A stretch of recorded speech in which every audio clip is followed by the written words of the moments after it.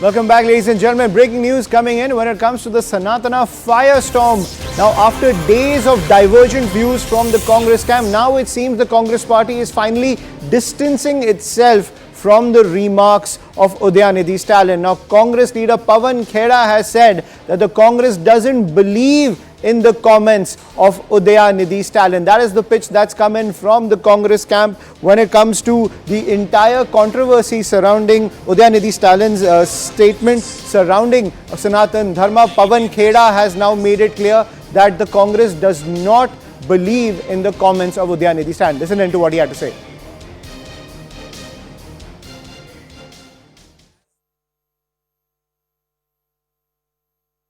Sarva Dharma Sambhav, wherein every religion, every faith has its space. No one can treat any particular faith as less than another faith. Neither the Constitution allows this, nor does the Indian National Congress believe in any of these comments.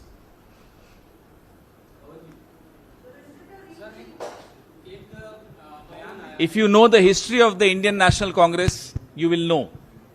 We've always maintained this, and you will find the same principle in the Constituent Assembly debates. You will find the same principles in the Constitution of India.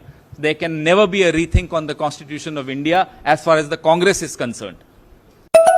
Right, so let's recap what Pawan Khera just said. The Indian National Congress has believed in Sarva Dharma Sambhav, wherein nobody can treat any particular faith as less than any other faith. Congress does not believe in any of those comments. I'm joined by my colleague Pallavi Ghosh on the broadcast. So Pallavi, you had KC Venugopal saying that we believe in the view, we respect the views, of all the members of the India Alliance. You had Karti Chidambaram who said, I back Udhaynidhi Stalin. You have Priyank Kharge who's also endorsed Udhaynidhi Stalin's remarks. And now Pawan Khera saying that the Congress doesn't believe in Stalin's comments. What is the official line, or do those divergent views continue within the Congress camp? So I think this is as official as it gets. Pawan Khera called a special press conference today, and he is the head of the media department of the Congress party. So this becomes the official voice now of the Congress party. I think the bigger story really over here is what is it that forced the Congress party finally to shed its wishy-washy stand. KC Venugopal's stand was more placatory towards DMK. Karti Chidambaram, we've been talking about, it's understandable. Congress needs the DMK in Tamil Nadu. But Pawan Khera finally had to distance the party from the comments of Udhaynidhi Stalin. That is because they understood the repercussions of the way the debate was going. It cannot be seen as being anti-Hindu. There was certainly a pressure which was mounting on the Congress party from many of its leaders, especially those in the poll-bound state, that this is a narrative where we remain silent, or if we don't take a clear stand, it's going to hurt us politically speaking. Not just in Lok Sabha, but also immediately in the state elections, where the Congress party is very, very optimistic. So I think, Ayushman, finally the Congress party has to see this reason, and that's the reason it's decided to completely dissociate itself from the comments of Udhaynidhi Stalin. Right, but at the same time, Pallavi, it's, the devil is in the details at the end of the day. Will this kind of sentiment permeate down to the Congress camp in Tamil Nadu? At the same time, to say that Congress doesn't believe in any of the comments of Udhaynidhi Stalin is very different from condemning what he said. No, I think it's pretty much almost the same thing, Ayushman. I mean, we cannot dictate to a political party, frankly speaking, how are they supposed to say it. But I think the moment they distance, we have to understand the Congress's compulsion. In Tamil Nadu, it cannot do anything without the DMK. The second thing is, if there's been any loyal ally, it really has been the DMK after the RJD. So I think that total condemnation may not completely come in terms of categorical usage of words, but it pretty much says the same thing, that it does not agree with his words. I think the story really is that the Congress party had to buckle under pressure. It realized that the BJP had a valid point, and the BJP was getting a huge advantage over it. And the longer it would take to distance itself, the more harmful it was getting for itself. Right. I'm also joined by Jaiveer Shergill of the BJP on the broadcast. Thank you, Mr. Shergill, for joining us on CNN News 18. Congress party saying, we do not believe in any of the comments of Udhaynidhi Stalin. Indian National Congress has believed in Sarva Dharma Sambhav, wherein nobody can treat any particular faith as less than any other faith. Do you think saying that they do not believe in Udhaynidhi Stalin's remarks is enough when it comes to distancing themselves from what he said? Congress is merely trying to do damage control.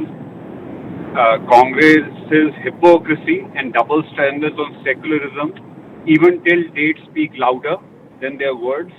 If Congress truly believes in secularism, then they should officially expel Mr. Karti Chidambaram.